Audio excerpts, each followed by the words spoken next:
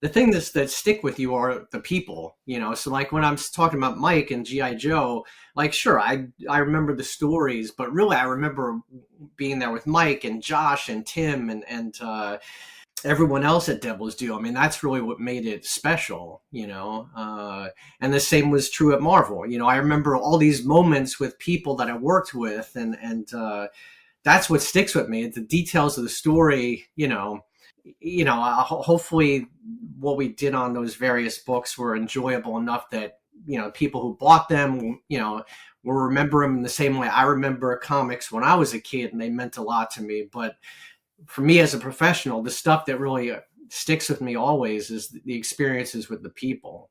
Live from the Talking Joe Studios, it's Talking Joe.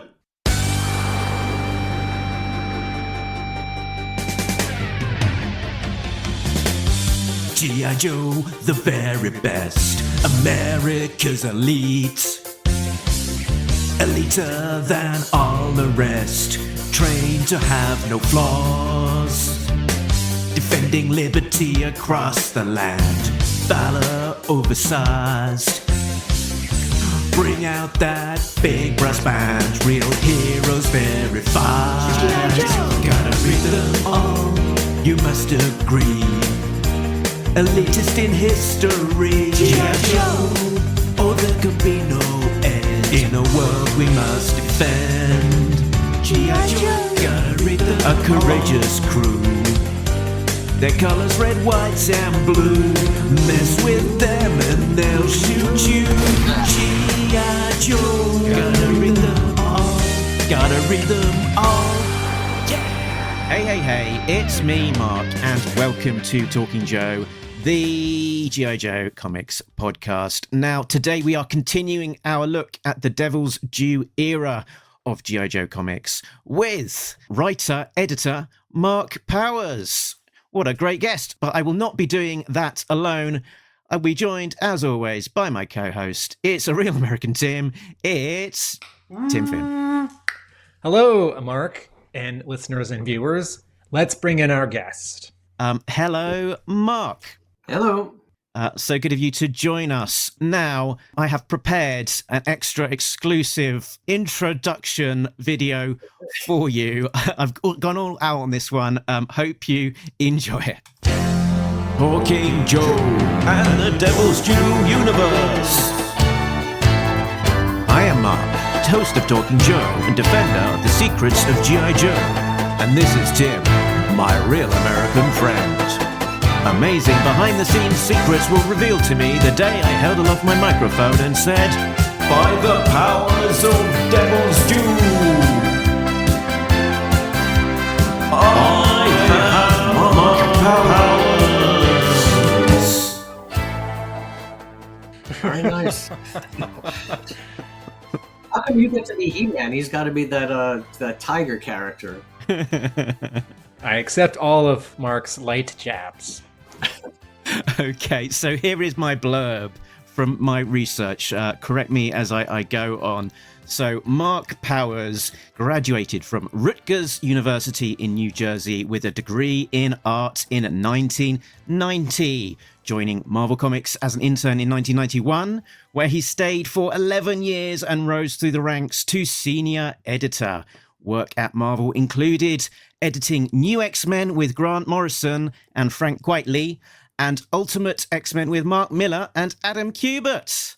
He also had work as a penciler, including in Marvel Comics Presents issues 119 and 120, alongside Sam Keith, the same caliber. Yeah, I wish. That's amazing.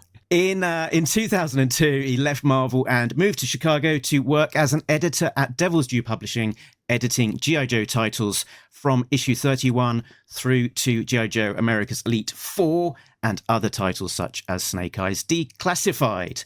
After a little break, he returned in 2007 as a writer for the fan-favourite World War III storyline in America's Elite issues 21 through to the final issue 36.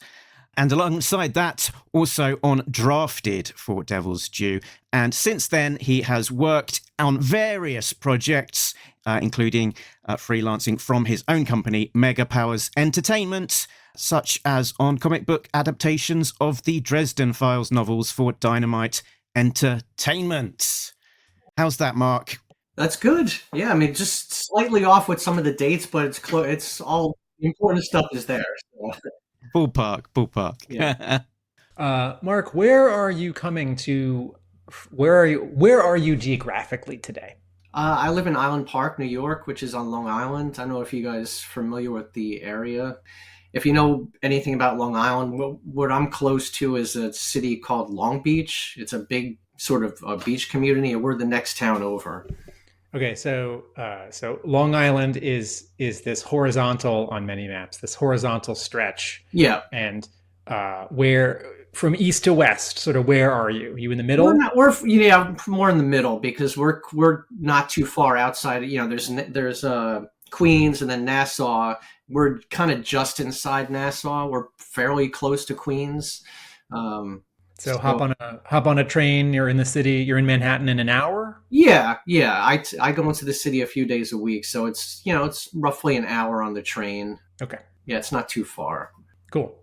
So let's explore, before we get deep into the Devils Due era, let's explore a bit of background and how you got there. So I think you were born late 60s, so about 10 years ahead of me. Did you, when you first encountered G.I. Joe, I guess that was the big guy rather than the little guys. Of course, yeah. I mean, as I would joke around with Mike and Sam and the other guys at Devils Due, to me, G.I. Joe was 12 inches tall and he had kung fu grip and flocked hair and those are the toys I had when I was a kid for G.I. Joe, and I just kind of missed the the Larry version of the cartoons and Cobra and G.I. Joe. I was never not into toys. Even in the early 80s when I was ostensibly too old for toys, I still had all my Star Wars stuff. Actually, it's just sitting over here on the floor. I kept all that stuff because I was a collector. I collected comics and I still loved all that stuff, but I just kind of missed that wave of G.I. Joe.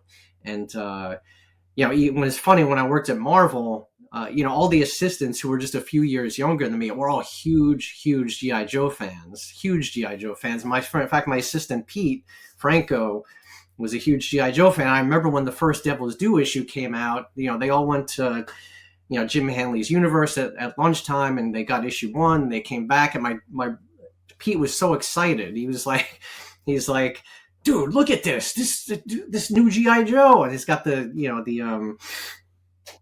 did the cover? J. Scott Campbell. Who did the cover?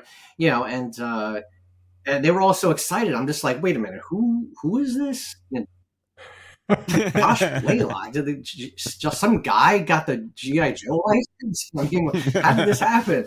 Of course, little did I imagine I would actually end up working there.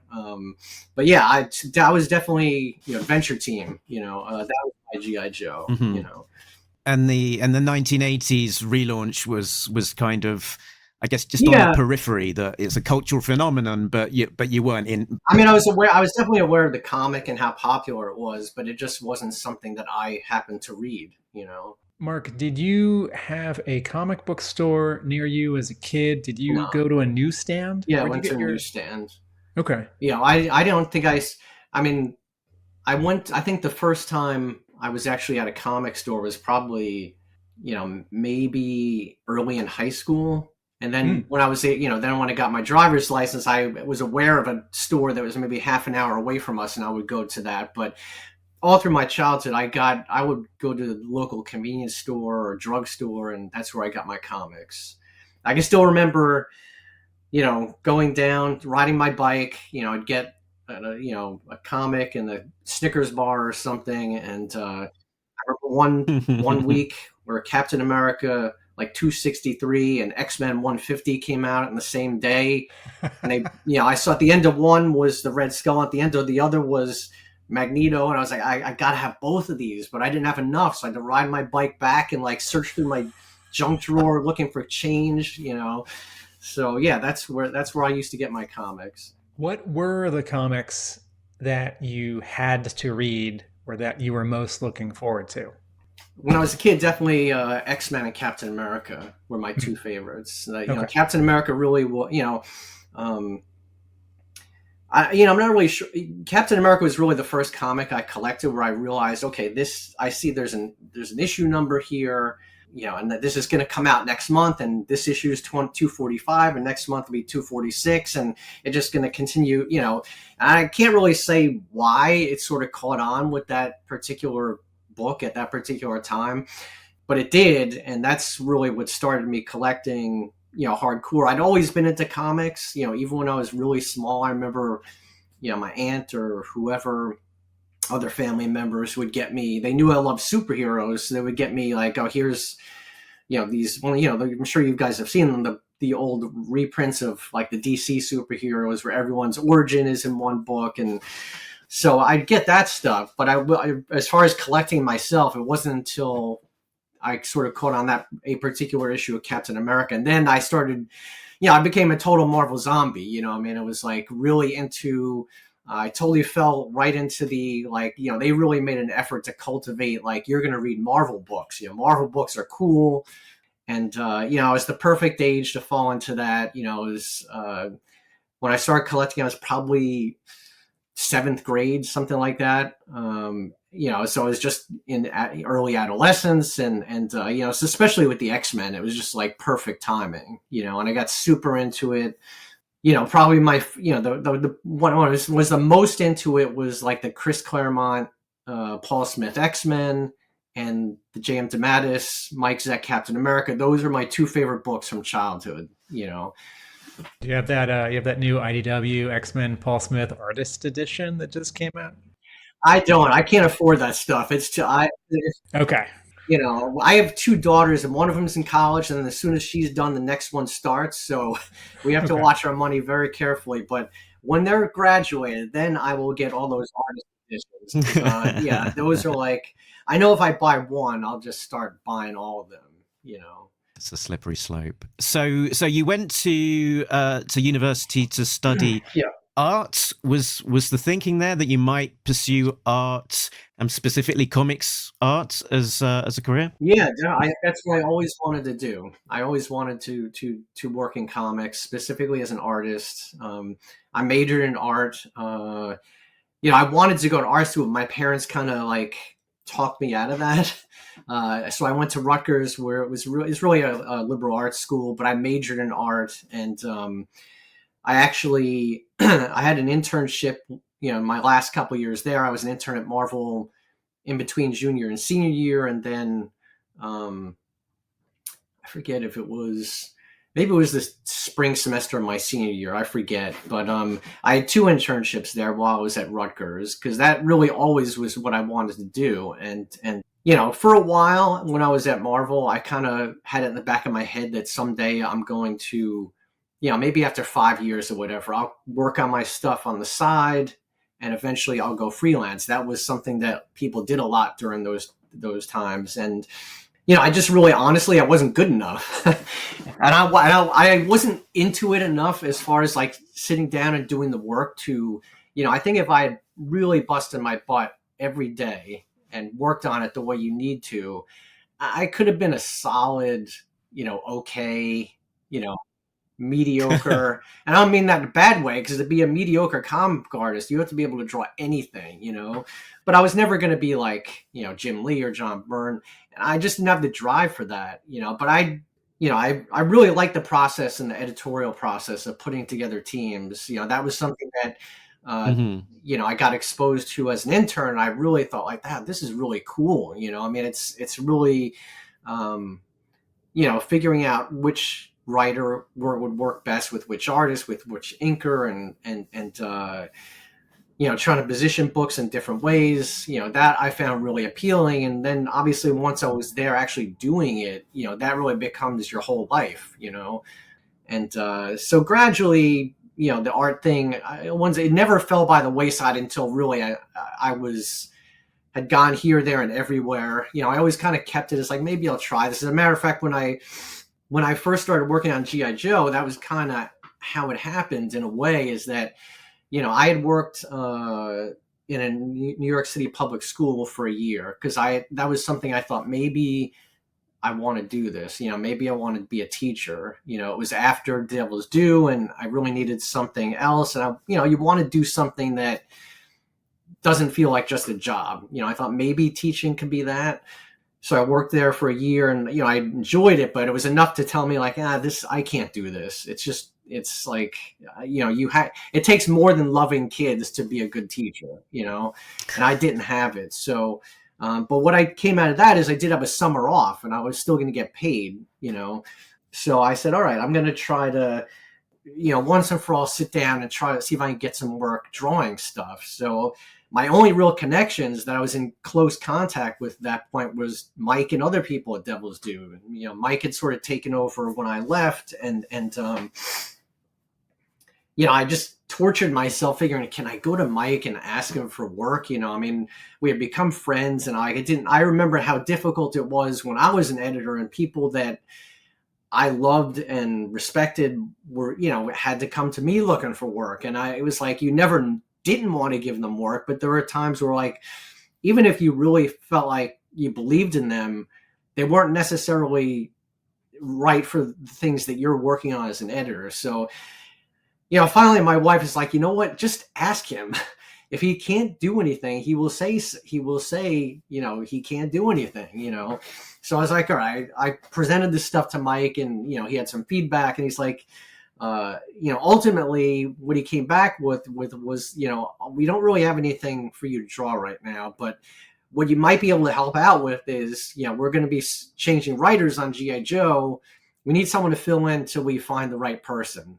They wanted, Joe Casey was leaving, and they wanted to find someone of equal, visibility and reputation to take over the book, So I said, sure, I'll do. I knew it would be fun to work with Mike and, his encyclopedic knowledge of G.I. Joe. And I just knew it would be fun. It was like a limited thing. I wasn't going to be overwhelmed with it.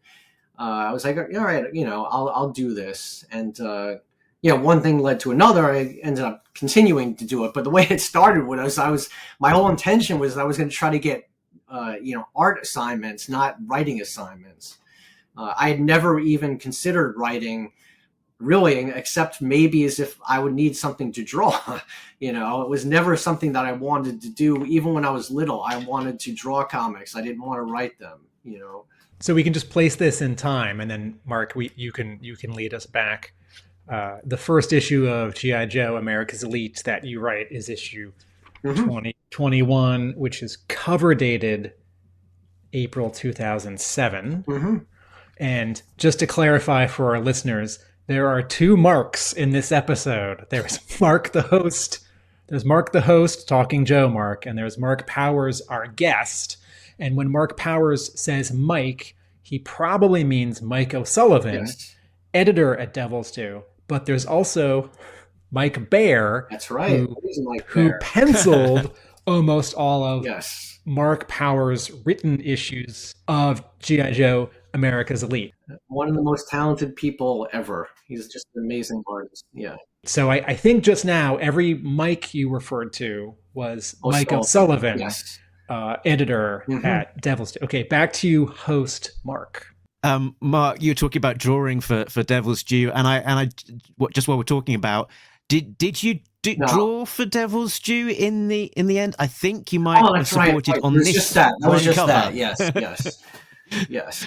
So this is the famous staff cover for the final issue of America's Elite, which I think is 36, featuring Joe Colton saluting. And remind us which bit of this cover was it that you worked on? I did Joe. I did you could tell because this is a weakness in my art is that I always use myself as the model. So he looks way too skinny, but yes, I did G.I. Joe himself there. And I think John John Lowe ink it, maybe. I don't. Or I know. I'm pretty sure Mike did all the background heads. Mike O'Sullivan. Yeah. Very good. Circling back, so you started out at Marvel as an intern, and you sort of rapidly rose through the ranks. You good there a good few years and working on some quite high profile comics there. I mentioned New X-Men with Grant Morrison and Frank Quitely. What were the kind of the highlights there for you at Marvel? Like I said, I mean, as someone who reveres, as a obviously loved Marvel as a kid and all the characters, and to this day I still, I love the characters and the company, and it's funny because I joke with my daughter, anytime the summer comes and there's going to be a Marvel movie and there's a DC movie, even though I haven't worked there in like 20 years, I still feel like we're going to crush them, I still have this weird, company spirit, but, yeah, I mean, it was amazing to work in the characters and all these different books, but like I said, I remember the high points of the people, getting to, work with, I mean, all these people whose names I knew from the comics when I was a kid. I mean, I came in and my first job there after I was an intern was Tom DeFalco's administrative assistant was a woman named Mary McFerrin, who also ran the intern program. I was her assistant, so I was the editor-in-chief's secretary's assistant. But obviously then I'm working with Tom a lot. I mean, or he's tolerating me at least. But it was still, working with Tom, and Mary was great. But I had worked as an intern. I had worked with my first internship was in the mornings. I would be in Bob Harris's office, and in the afternoons I would be in Ralph Macchio's office. These are relationships that I continue to have. Obviously, when I started, I get to work with all the different editors, and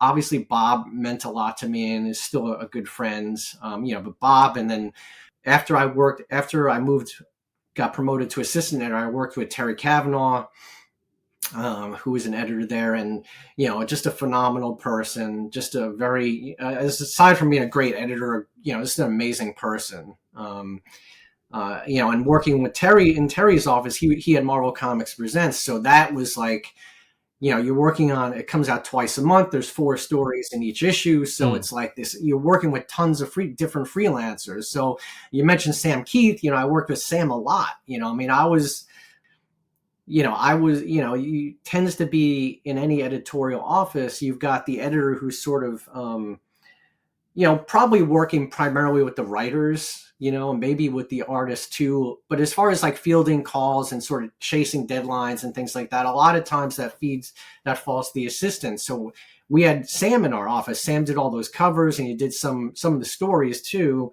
for Marvel Comics Presents. And Sam was like just a total character. I would be on the phone with him for like an hour every day. Just like BSing, because Sam liked to be on the phone, like while he was drawing,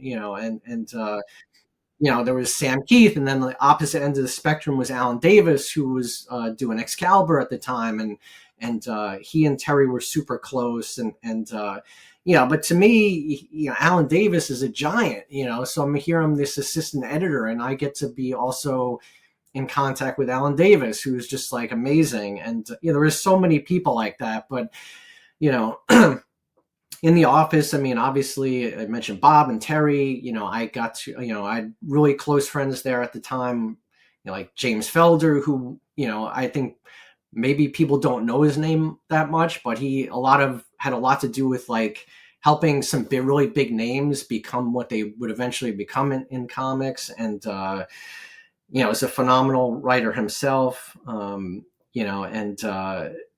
mean, there's just too many people to mention, but that's really what I go back to, is the people, Mark, the Bill Jemas, Joe Quesada era of Marvel, bringing it out of bankruptcy in 99 and 2000. Yeah.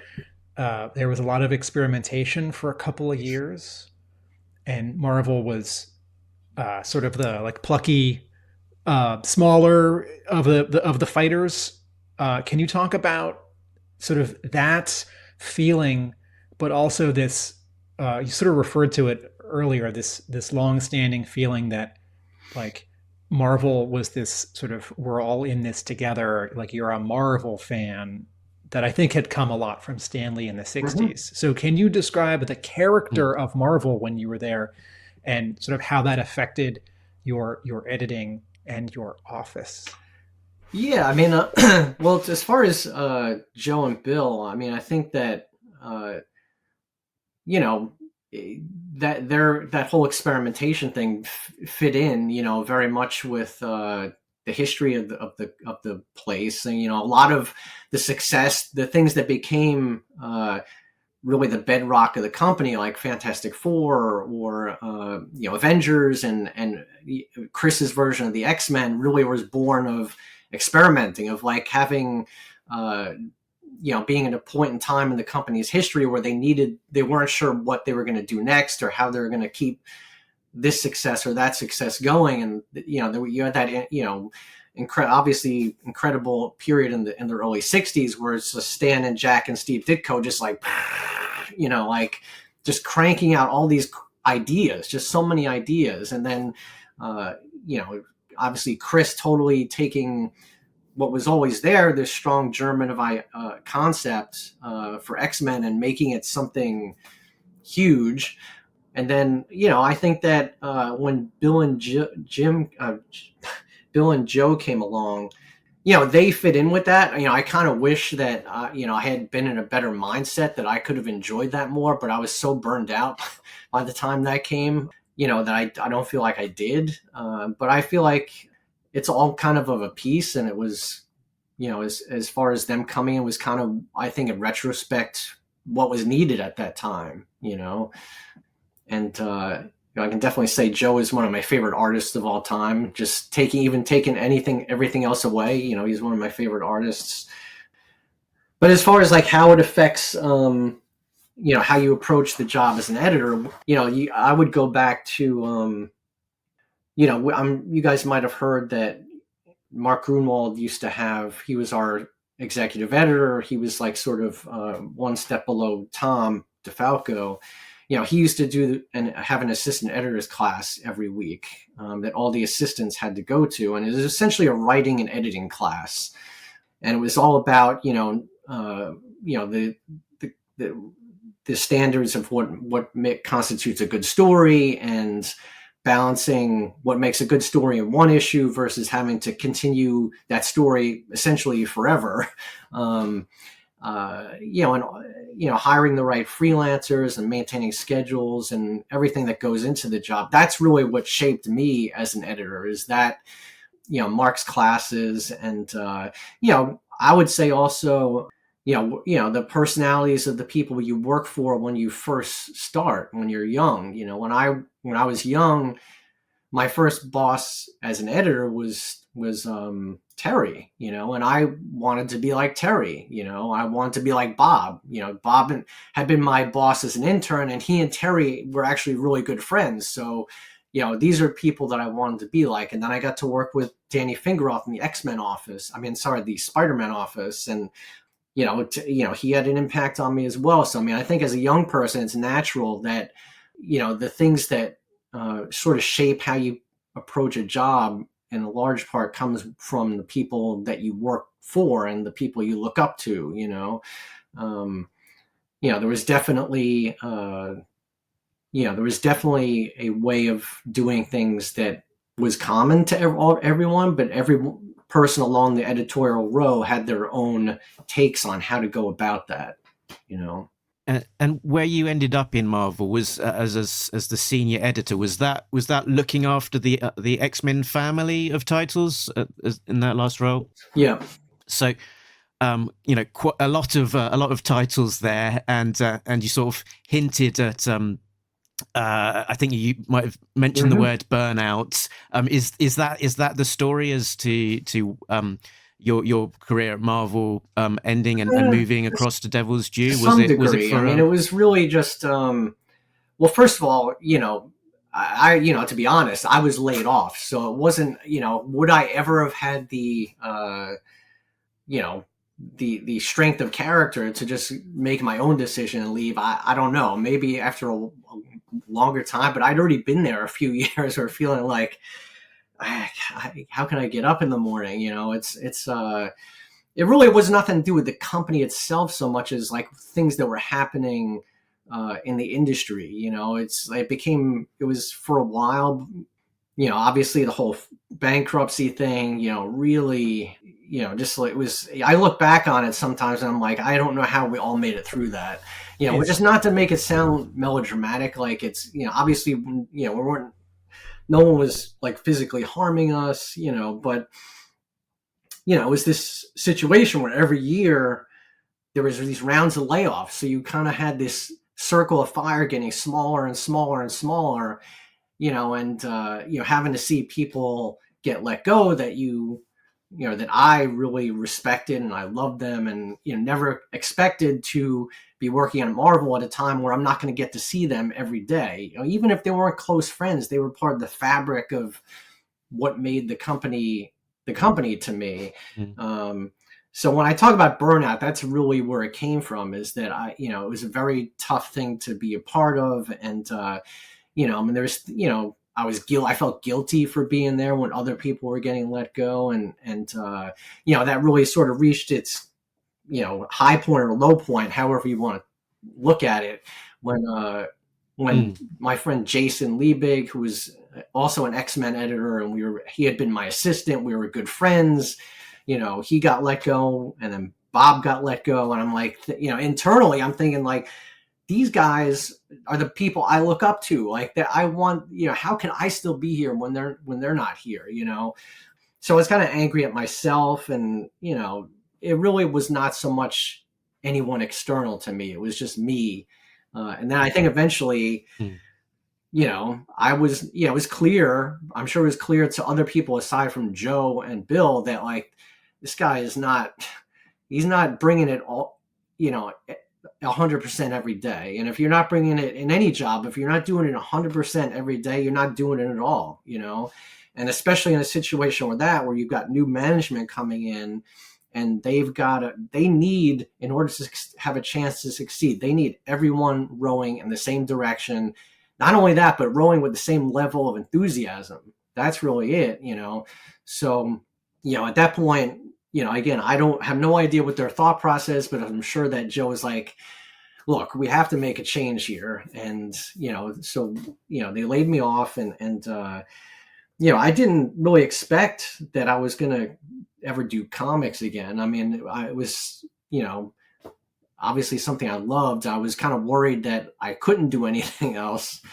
I forget who put me in touch. It might have been Mike Martz. I for some reason, I think Mike Martz, who is also an editor at Marvel, and a good friend of mine, I feel like he is the one who might have put me in touch with Josh, like in early 2004 or late 2003. And, you know, we just started talking at that point. Josh, you know, obviously had a huge success with G.I. Joe. But Josh's thing was always, from the very start, he wanted to, I mean, he knew the long-term health of the company was going to come from owning IP and being able to exploit the IP for themselves, rather than having to be dependent on Hasbro or any other licensor. And he was starting this new line of comics called Aftermath, which is essentially superheroes.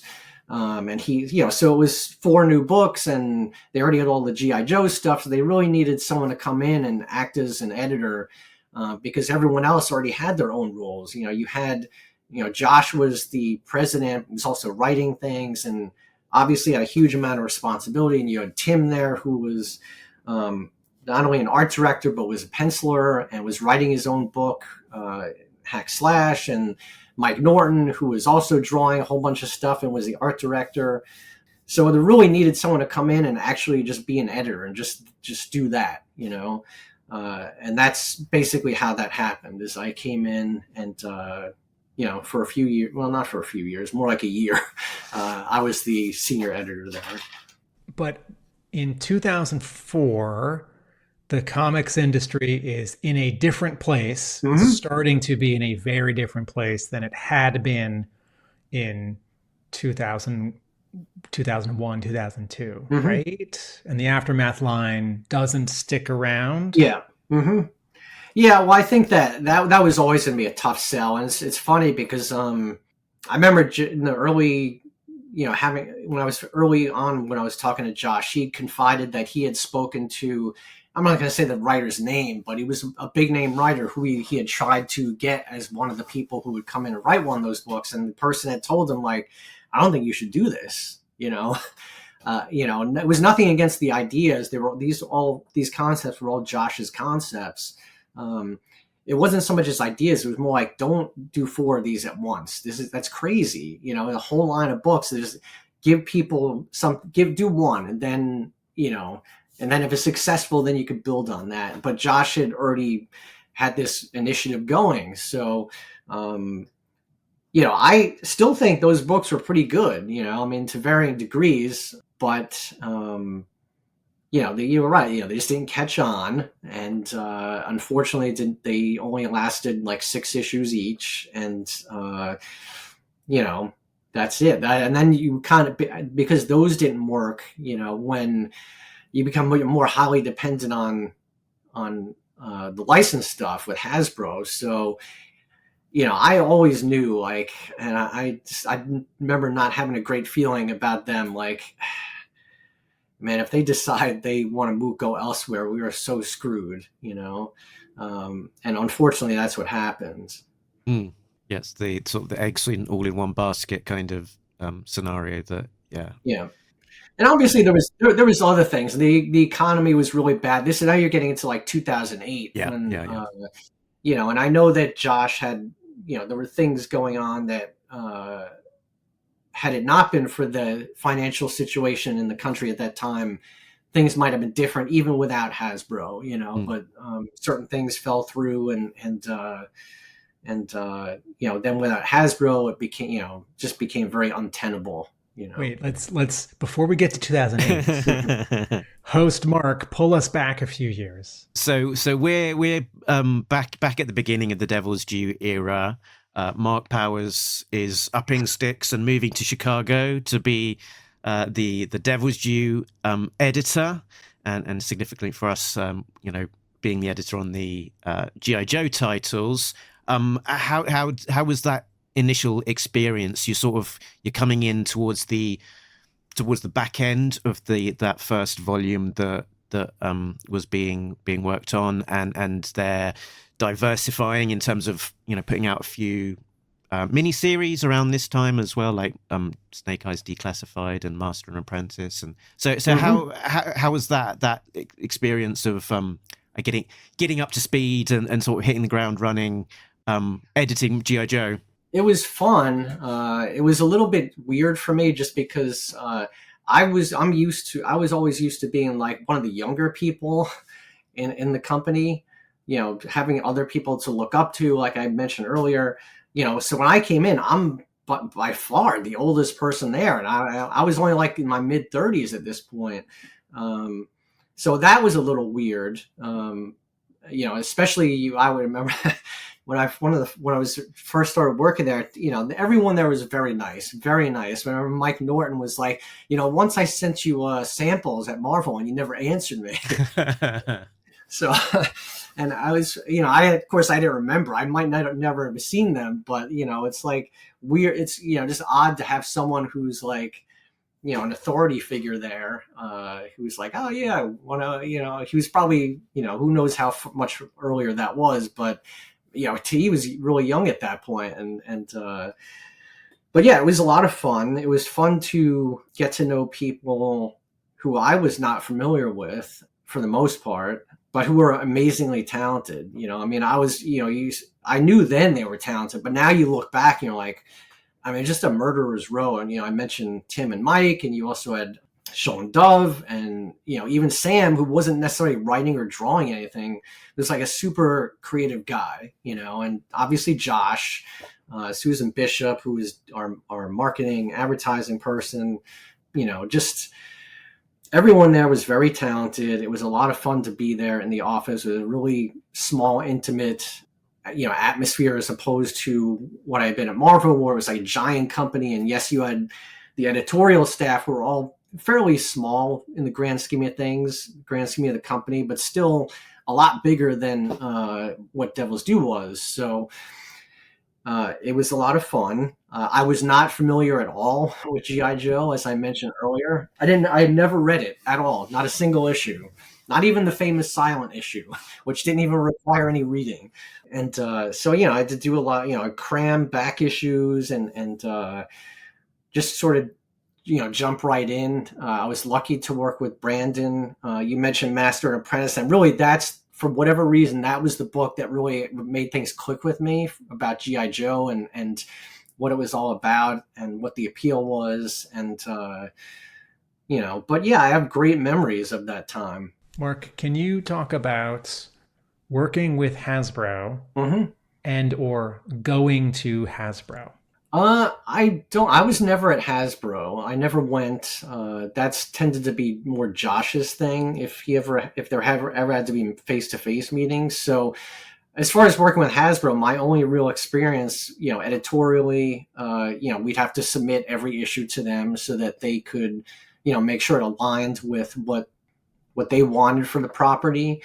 And it was, there's no big problems during my time when I was an editor, because it was still during the period where we had the license and there wasn't really a question of like, oh, maybe these guys wanted the license, and also I'm not sure that things had reached a point at Hasbro where they maybe started having to think like, we want to do other things with these properties, i.e. movies, video games, whatever, that might have influenced how they looked at the comic books. So for me, it was all pretty straightforward. I don't remember any big like, oh, you can't do this. You want to do this, but you can't do it. That stuff came later when I was writing the book, and Mike had to deal with that stuff. But when you were editing, was this a weekly process of phone call, email, fax? Yeah, I remember. Yeah, I don't think I ever spoke to anyone there. It was more like you had to submit the comics. When you say comics, you mean the script and the pencils? I mean, we probably had to do that. I don't remember, to be honest. We definitely had to submit like the lettered book before we could do anything with it. They had to see it, all with all the lettering, the story, everything there. And they had to sign off on it before we could then go to press. So, but like I said, I don't remember any big confrontations or disagreements. Certainly, even if there had been, even if it frustrated me, I mean, I get from having been on the other side of the desk that sometimes, someone creatively wants to do something and you have to look at the long-term well-being of the property. And sometimes you're not in complete agreement. So, yeah, I don't remember any big problems as far as that goes. Do you remember as editor keeping the book on schedule with pencilers, with inkers, with fill-in artists, or making up a schedule, and also juggling those spin-offs? Yeah, I mean, it was it was never. On the one hand, I want to say it wasn't easy, because it never is. But I was also fortunate that Tim was our main artist during that time, and he was very fast. That right there makes things more doable than it might otherwise have been. He's also, Tim also has a ton of ideas himself. So even when you might be stuck on something, Tim's the kind of guy who could easily come in and be like, oh, how about A, B, C, D, E, F, G, and certainly probably one of those things will work out, But yeah, it was definitely a struggle. There's also an adjustment period too. Although I think, certainly compared to what things are now, the rates they were paying were, they might have less than Marvel, but not horribly less than Marvel or DC. But it's different when you're used to working on the X-Men and paying Marvel rates. Like, hey, you want to do this?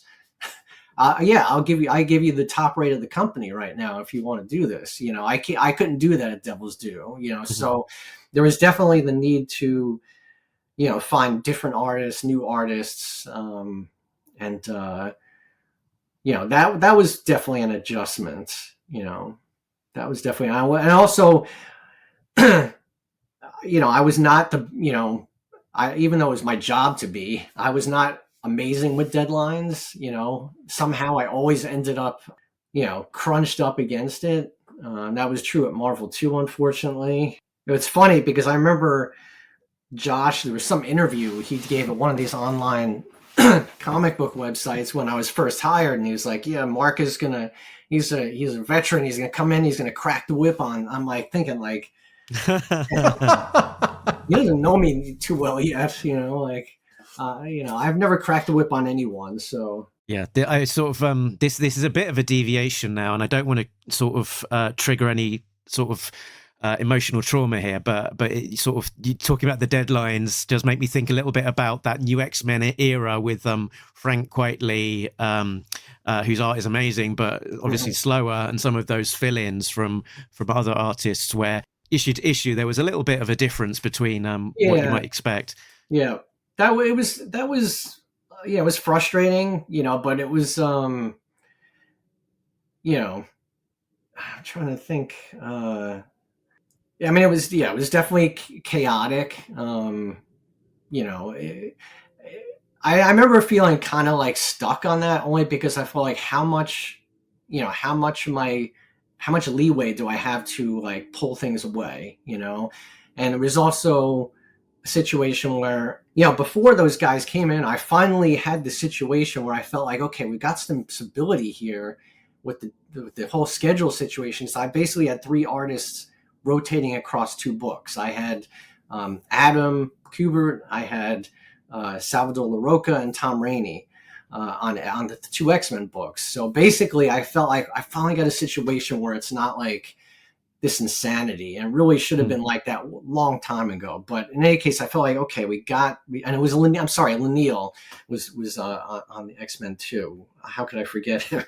But in any case, we had this great situation. We had a rotating team of artists, and we didn't ever have to get into a situation where it's like, okay, I got to call someone who, just because I know they're super fast, and even though I know I'm putting them in a situation where they can't do their best work, you have to get the book out, because I definitely had too many situations like that. But yeah, so when Grant and the rest of them came in, Grant didn't like, I'm going to say didn't like, but didn't feel like Tom and Salva were the best fit for his stories. I remember he had at least at one point mentioned he liked Igor's work. Igor Corday is the guy I think you're thinking of. And Igor happened to be very fast, but his style was so different from Frank's that, like, when you had one issue come out and the next one, I could totally understand as a reader, you might be disappointed, or just feel like it's very jarring, So yeah, that was not ideal. I just want to say, as a longtime X-Men fan, people are sometimes grumpy about those Igor Corday issues of New X-Men.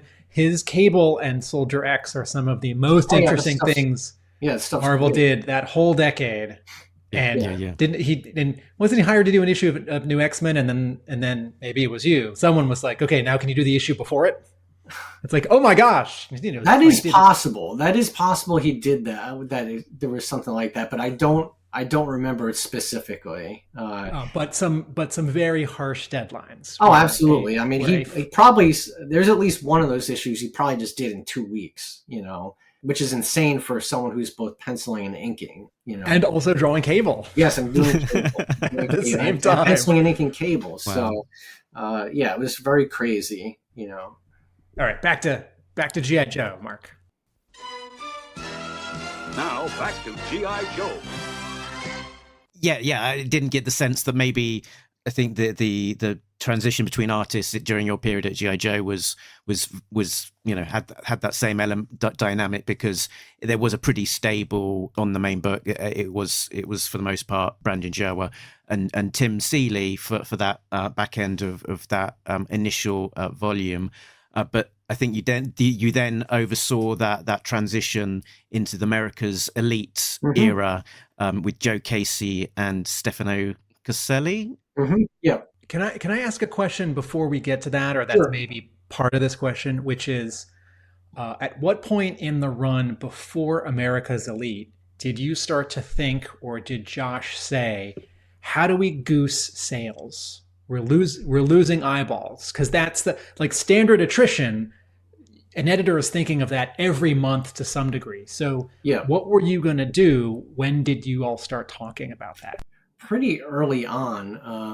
I remember even when I had first started there, one of the first things I spoke to Brandon about that I pitched him was a version of World War III. It's like, because my biggest thing that when I was talking, remember I was joking earlier about my assistant at Marvel and the other guys that were roughly in that age range of how much they were into G.I. Joe. And I'd always say to them, like, they fight the same guys every month. How can that work? I mean, how is that? It just doesn't make any sense to me.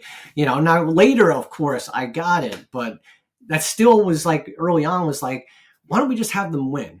Why can't we just do something where they win, and then the whole story is flipped. And, I don't even remember how this sort of unfolded. I remember Brandon was like, that's intriguing, but I don't know how. I forget exactly how things went, but I think we kind of maybe had it in our heads that we do something like that eventually. And I think that part of I'm trying to think of how all this unfolded. I can't quite remember if the whole Red Shadows thing was the attempt at spiking sales, or if that was always intended to be something that led to the end of the book, But yeah, it was definitely a concern almost from the start, because by that point the sales, maybe they weren't terrible, but they were already going down, because that first bonanza of years worth of stories, 2001 to 2002 or whatever, that wasn't sustainable. It was I hate to say that it was a fad, but it kind of was. And, you had to find a way to sort of stabilize the sales a bit, but, within an acceptable range, Besides these things to get more sales, Mm-hmm. right? So new writer, Mm-hmm. new artist, start over at issue number 1. Yeah. New title, retitle the book. Yeah. And new zero issue. Zero issue. That's low priced. That's almost free. Like a new focus, some kind of like sales incentive for stores or a contest. Is there anything I'm missing? Like, what are the tricks in your bag that you might use what are the tools in your toolkit to get a lot of new readers or readers back? Yeah, well, I mean, what I mentioned before with with Kubert winning, that would be my main thing. Is like, you want to have it come from story. Ideally, you want the excitement to come from story, because then everything else is like, yes, we can do a number one issue, but that's so artificial. The sales are going to plummet after that. Yes, you could bring in a new writer, but and we did eventually do that, but no, it's not like any of us were sitting around thinking like, man, Brandon is just. Man, he's sandbagging this book. I mean, no one thought that. He did great work on the book. It was just the situation in the industry, the marketplace. We did eventually, feel like we had to make a change. Joe Casey. The reason why we settled on him is because, well, first of all, there's already a relationship between him and the company, and out of all the Aftermath books, everyone there, from me, Josh, everyone, we all agreed Joe's was the best. He's the one who really came in, and sales success or not success aside, who came in and really like put his everything into it. I remember when his scripts would come in, we all wanted to read them. So we said, if we're going to do this, and we're gonna try to get a writer who's got a bigger name. Joe is a big name writer, and he's already got a relationship. We all like his work, so we're going to see if he can do this. And Stefano had done Master Apprentice and Hack Slash, and everyone within the office, we all felt like he was, a guy who was kind of homegrown and could be a star, So that's why they were put together on that book. And you also had Sundaraj, who was the colorist, and really brought his own talents to the table.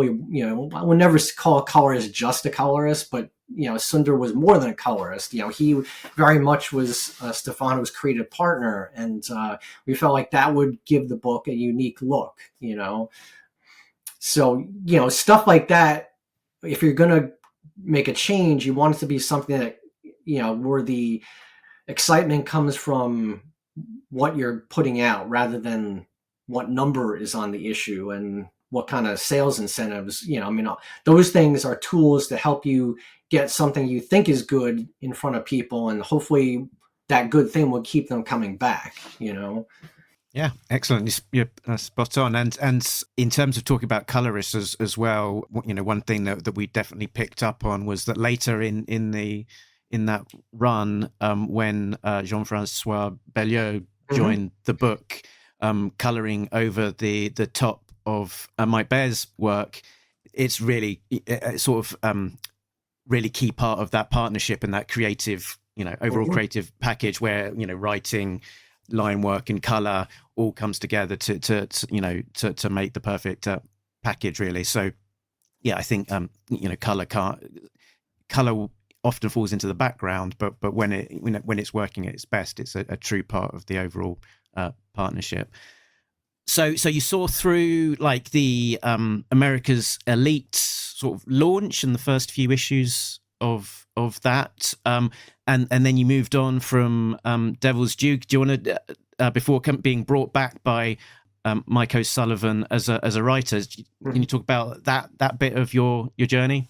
Yeah, so even when we were putting together America's Elite and making that change, I think I'd already told Josh that I was leaving. So my wife and I had our first daughter, and she was born in March 2004, so she was a baby when we moved out there, and it was tough to be away from our families when we had a little baby like that. Her parents were coming out to see us a lot, and in early 2005, my aunt, who I'd been super close to and really, I probably never would have done anything in comics if it wasn't for her. She passed away. So we kind of had this feeling if we wanted to be back closer to family. So, and I could also see at that point that the whole Josh's hopes with Aftermath and all that stuff, they would, help the company really expand. And that was not going to happen, So I told him that we were going to move back. Mike was going to take over. That seemed like the natural thing. And, and then we did. I moved back, and I still did some freelance editing for them, I think on like the Dungeons and Dragons stuff. And that was my way of sort of keeping at least some kind of connection to comics and Devils Due. And then maybe a year after I left, I had pitch drafted when I was still on staff, but not for me to write. That was something, again, that going back to Josh's desire to have a company owned IPs, I had pitched this concept thinking like, okay, someone do something with it, and it was something that Josh and I both really liked, and it just kind of fell by the wayside for a while. But then I started thinking about it like, well, maybe I could do something with this, So I had reached out to Josh and I said, do you mind if I try to do something with this? And he was like, I was going to ask you, why don't you do it for us? So I had actually already started working on that a bit when the G.I. Joe thing came up. So, that's how kind of, we're getting to like 2005, 2006 era, I think. Because I was working on those two things simultaneously. That I remember. Mark, is there ever going to be a drafted movie? Well, my wife is certainly totally dead set on this and was getting mad at me last night when I was trying to explain to her that the latest group of people who have been involved in that, the whole, half of Hollywood's burned down. She's like, what's going on with this? I'm like, nothing's going to happen right now. It's like, I've always tried to explain to her, like, when you get frustrated and you're asking me what's happening, like you're asking me why we haven't won the lottery yet. That's what you're asking, because lots of people option stuff all the time. Comics, books, like it gets options, they got to get their ideas from somewhere, but hopefully someday something happens. But like I said, that's like, it's like winning the lottery. You just have to get very, very, very, very lucky. What was there? You can be vague. Was there a long process of drafted being optioned many years ago? Oh yeah, it's been the option it's lapsing. Never really, It returns, and then someone else options a bunch of times. It's been with multiple people. Always very excited to be involved in it, and but I'm not like Stephen King or someone like that where they're like. It pre-sells itself. They have to get someone to actually read it and okay, the right screenwriter to come in and say, yeah, I can do something with this, and then get the right director who thinks, oh yeah, I can do something with this screenwriter on this thing.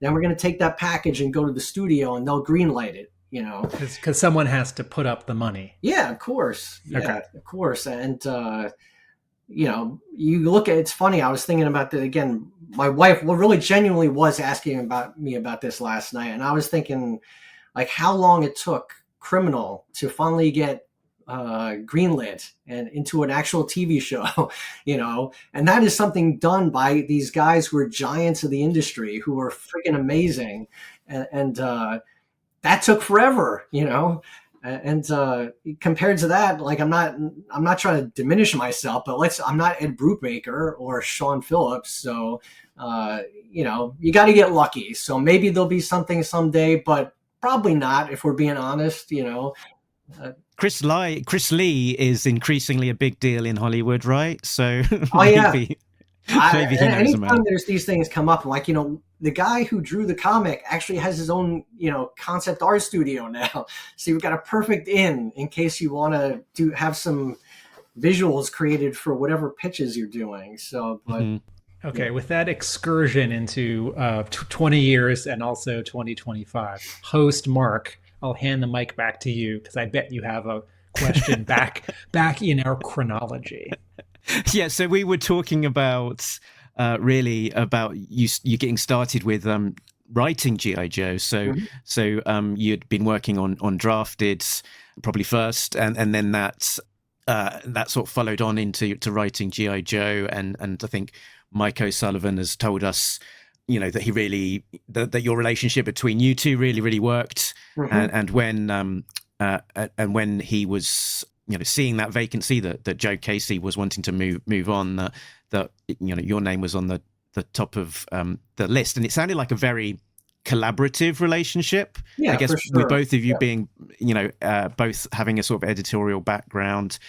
I think there's probably two questions there. So how does writing compare to editing, and is writing something that was always in the back of your mind that you wanted to move into that direction in your career?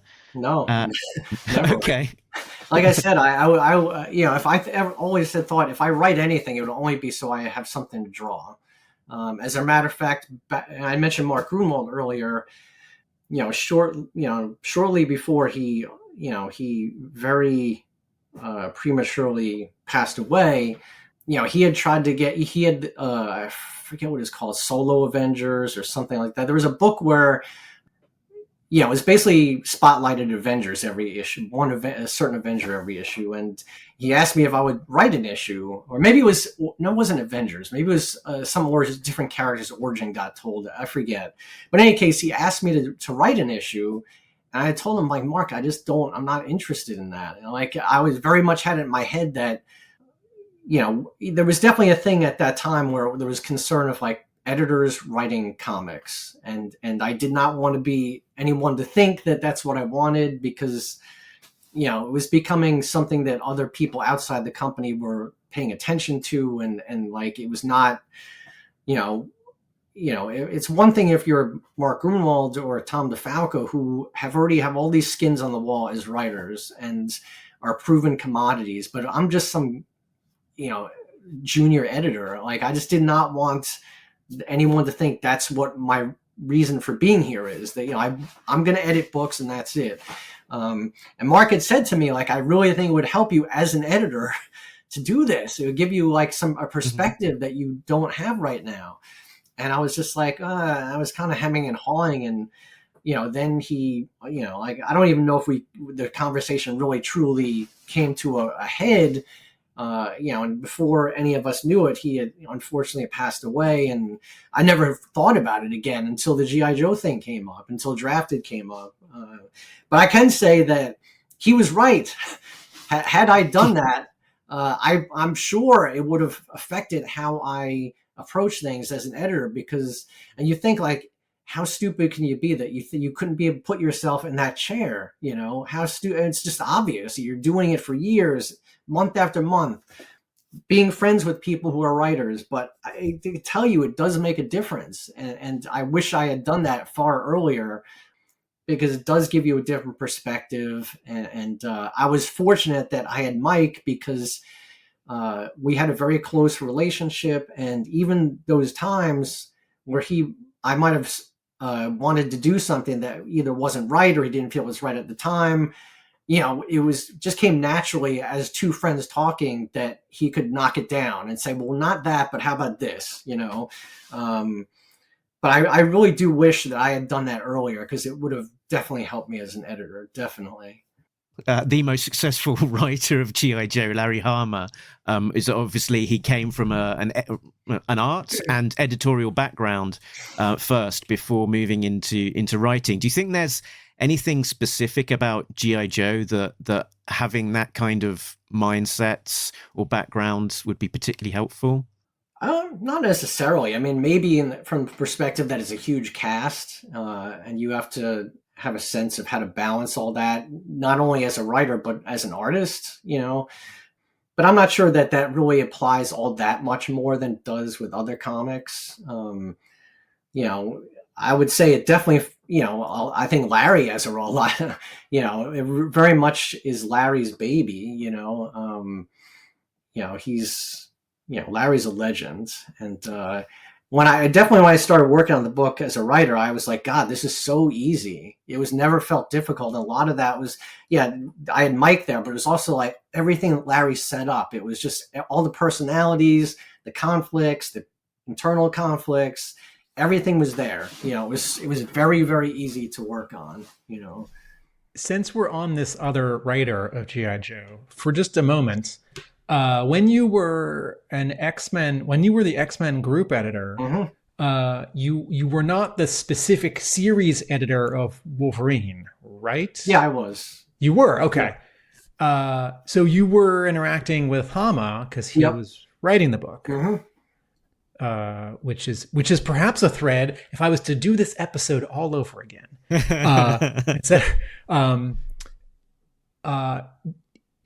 there anything worth explaining there? Because what you were just saying about him setting up sort of the no, I mean, if I go back in time, I would definitely try to pick Larry's brain more. Okay. I mean, it was he definitely always had the mindset of like, I don't know how the story is gonna start when I sit down to write it. I mean, I don't know how it's gonna end, right? And as an editor, that's frustrating. But I really wish I would have sat down and be like, obviously he's someone who's had tremendous success, and that way of working has worked for him. So I really wish I would have gotten his head and said, like, okay, how does it work then? Like, tell me what you're experiencing as you write an issue. Like, I remember there would be times where I'd be like, like I did, like he could tell I was frustrated. He'd be like, Wolverine 75 was the one that everyone loved. That was the issue that everyone universally loved, myself included. I remember reading it and getting a lump in my throat. And he would say, when I wrote that issue, it was all in the script. I put all that in the script. I didn't plan that out. That's the way it wasn't, it's like, and I really wish I would have taken that thread and be like, okay, Larry, tell me how you did that. Like, what can you walk me through it? Because I think it would have been helpful for me as an editor, but also as a writer later on, because that's not me at all. I can't do that. I wish I could. We're talking about Wolverine 75. Mm-hmm. So were you?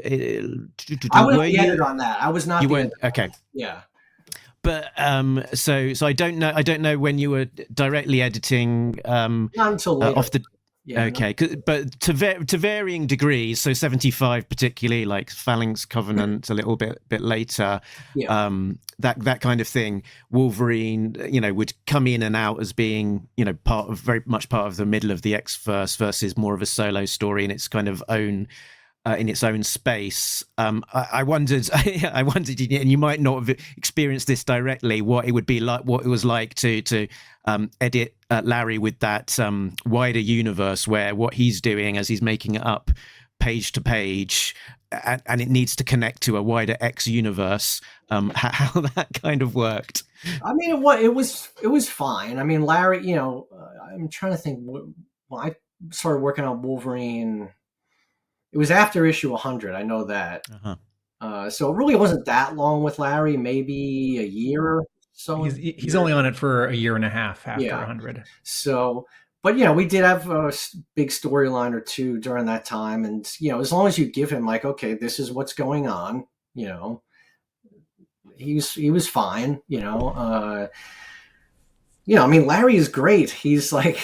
I know he has the whole shtick of like, I've been faking it for 50 years. I'm like, I guess maybe he's faking it, but he's just so good. I mean, I think there's faking it, which he is doing it. He's making it up as he's going along. And there's also really, really good instincts. Yeah, absolutely. And if you have both of them, I think it looks to everyone else like he does know what he's doing. Yeah. Was there any difference in reading or editing one of his plots as compared to reading and editing plots or scripts from other X-Men writers? And I ask for two reasons. One, because he did start as an artist first, and two, because of this making it up as he goes along explanation. Yeah, I mean, to a certain degree. I mean, there was, Larry had greater awareness of what would work on a page versus what wouldn't, and would also have frustrations when the artist didn't follow what make decisions that I think he felt like they should have made, or especially since he did go out of his way. I mean, he would go out of his way to try to make things easy for the artist, not just in how he wrote it, but Larry was famous in the office for always having like amazing reference. If you needed to draw a plane, he brought in a huge book with all the stickies in it of like, okay, here's the things you should look at, here's the things you could Xerox and send to the artist. So, I mean, if that stuff wasn't followed, it's like, why aren't you doing this? I'm trying to make it easy on you. And then shortly, I mean, I guess that was the era when it was started. People started to transition away from the plot, the Marvel method of plot, art, script, being separate. But Larry always did it that way. So, can I ask a question? After Hama, Warren Ellis writes a 4-issue story, was it Not Dead Yet, that Lenil Yu draws. Yep. And was Hama formally off the book? Did he take a break? Yeah. Someone fired him or someone replaced him? Yeah, we moved him over to Generation X, I think. Is that we've kind of, I'm trying to remember how all this went. I definitely think we all felt like, Larry's been on the book for a long time. Maybe we need something else different on here. But we didn't want to, he's Larry Hama. So we want to make sure that, okay, we're not going to just cut Larry loose. So we're going to how about maybe he could do on Generation X, which was another book we kind of felt like after Scott and Chris left, was kind of floundering a bit. So maybe Larry could take that book and run with it and do something interesting. But that was also during an era where it was very chaotic. It was like there was a lot of people coming and going editorially, shifting around, books having to get reassigned because people were leaving staff for one reason or the other. There's a lot of pressure internally for these books to, they're the only thing that's really selling, and you got to somehow keep it all going. It was very chaotic, Cool. I've always wondered about that. All right, host Mark, back to you. And I bet is a chronological question about G.I. Joe.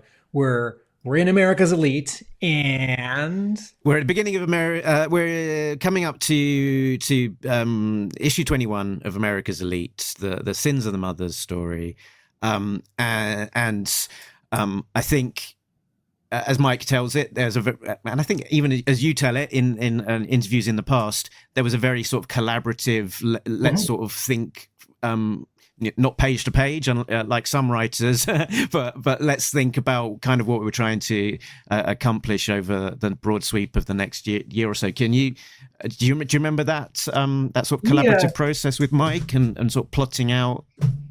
Yeah, for sure. I mean, especially with the Baroness story, at least when we started it, we didn't think it was going to be anything more than those 4 issues. So we wanted to do something that you would get in, get out, and it's defined like, okay, this is what we're telling. She's, she was pregnant, she had the baby. Here's, we're picking up from something Mike, I think he had done in one of the books, or the end of Joe's run. And then sort of partway through is when they had said, well, maybe you could stay on the book, and it's at that point we started, layering in some stuff that we would use later on, like with the stuff with, where Cobra Commander was sort of maneuvering and trying to do these things that would give him more power, getting control of Mars and the stuff with Agent Delta at the very end, like that was all stuff that was definitely intended to feed into the next story arc that was going to be a lot bigger. But at least when we started, we thought it was just going to be a story focusing on the Baroness, Yeah. I mean, for sure, it's the 2 storylines, sort of a bit of a compare and contrast to sort of a smaller character-focused arc, and then sort of opening up the world to a much bigger, ambitious story. So, and here's a bit of trivia for you that you might not know. In the Sins of the Mother storyline, you introduced a name for the Baroness, Anastasia Sisinova. And that name has now, in the Skybound Energon universe continuity, become her canon name for her file card. So, any thoughts on how that name where that name came from? Yeah, Any recollection? I think this Sisinova, I think came from like Caesar. I remember doing like just Googling stuff of like names that might mean like royalty, blah blah blah, and somehow I hit on that. Because I think before they had called it like her name was DeCobray or something like that. I was like, that stuff. I was like, I just can't. Her name is not DeCobray, and now she works for Cobra. Like it's got to be something else. That still kind of fits her character. So I think pretty sure it was something like that. Then sort of following Sins of the Mother, it was a 12-issue World War III grand arc. And at some point during that arc, you found, you would have found out that Devils Due was losing the license, and the series was having to come to an end. Are you able to talk about kind of planning out that arc and how perhaps you had to pivot once you found out that the title would have to come to an end at the 12 issues? Yeah, I mean, I think it became somewhat clear that it was probably going to happen, partway through, pretty early on, but there was still, for some reason, I think there was some scenario where Hasbro was not being crystal clear about what was going to happen or the timing of it, or maybe at some point first they were just going to pull the plug immediately. And Josh or Mike was able to prevail upon them, like, you can't do that, But I think there was still, like, we were trying to put stuff in that we thought it would appeal to them, like the whole thing with the plague, like Mike and I think maybe even Sam. I don't know if they were going to be action figures or something, but the plague was definitely put in because we felt like this is something Hasbro would like, and unfortunately, I remember we got to that one issue where you introduced them at the end, and I felt like that went really well, where you kind of, Cobra Commander says something like the whole bit about the Black Plague and it's purifying and blah, blah, blah. And I felt like that was a nice introduction. But the problem is then after that, you need the plague to actually do stuff that seems like really dangerous and more than what a normal team of Cobra guys could do. and they would never let us do that. So it just became like a bunch of issues of the G.I. Joe guys chasing around various plague people, and we try, I think we did a fairly decent job of keeping it entertaining, but they were never as badasses that one intro indicated they might be, there's definitely stuff like that where we had to be more wary than ever before about pissing off Hasbro, because they were going to let us finish the storyline at least, which the company needed them to do. And, we weren't going to create big conflicts with them, because they could be perfectly within their rights to be like, you know what, we're just stop right now, because I think those last bunch of issues might have been done without a contract in place. I think the contract might have already run out or something. It was a really weird situation.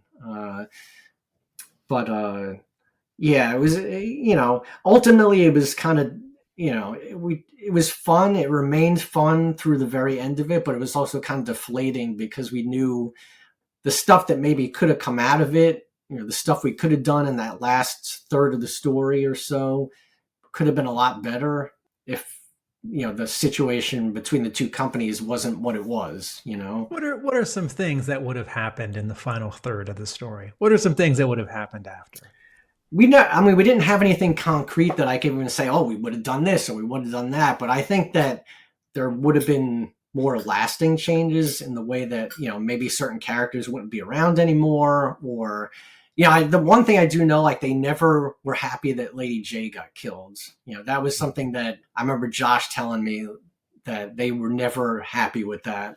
So stuff like that was definitely a no-no. But, I think that we could have done something big, and then, even after the Joes win at the end of the story and put everything more or less back into place, you still have a situation where, for a time, the world was run by a terrorist organization, So, there's no way that wouldn't be chaotic even after the good guys win, and there'd be so much to play with there. And that, you've beaten Cobra Commander, but what about all the cells out there? Like, a lot of this came from, it's very much of its time where people were worried about Al-Qaeda and stuff like that, and terrorist cells and things like that. And, I did a lot of reading of like how these things worked. Like, they're not in contact with each other. That's the whole point, that's part of what makes them dangerous. They're not like taking orders from someone in Kabul, it's like they're operating on their own. So that would be what it was like after, they took down Cobra Commander. Well,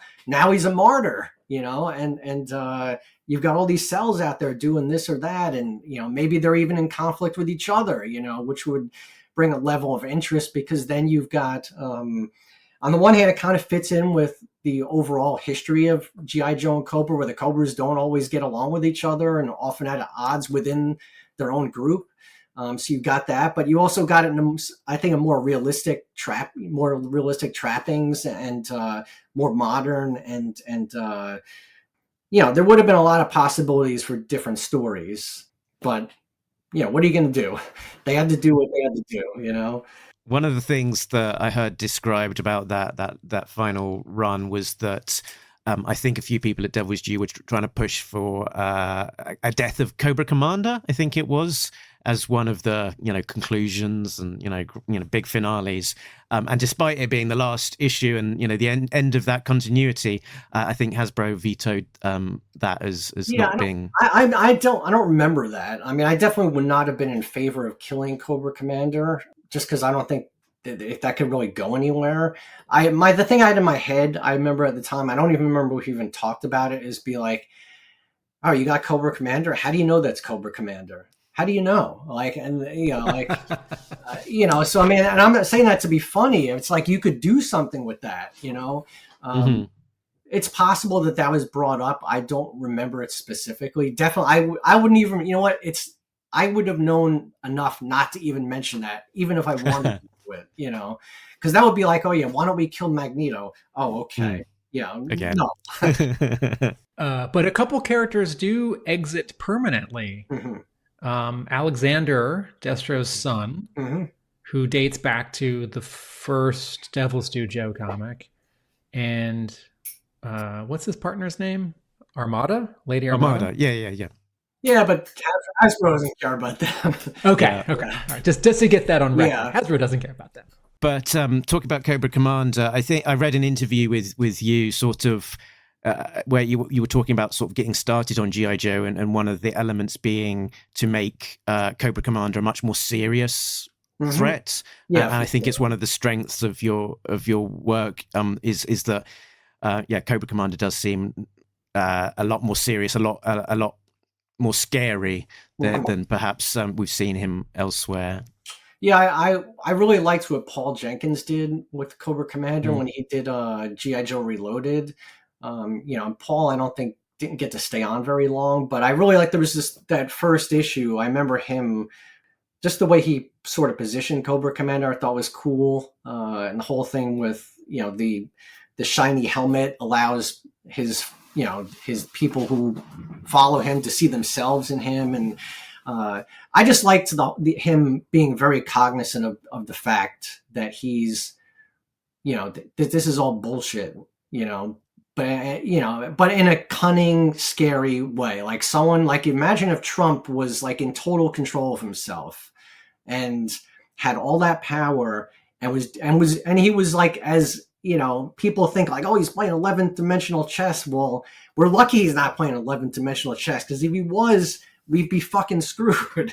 That's like Cobra Commander. He really is. He knows what he's doing. Like he knows he's going to manipulate this person this way. He's going to manipulate this person that way.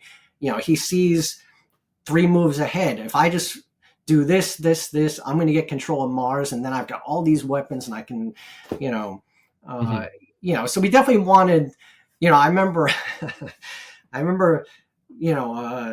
Tim did a cover like in the sort of one of it late in his run, where it's one of these things where Cobra Commander is like shaking his fists on the, and I'm like, why is Cobra Commander always doing that? Him and like the Red Skull are always like, I'm like, I want him to be like scarier, like that Mark, one there maybe. Yeah, I think it's that one. So, so Mark, you've done something which few people have done.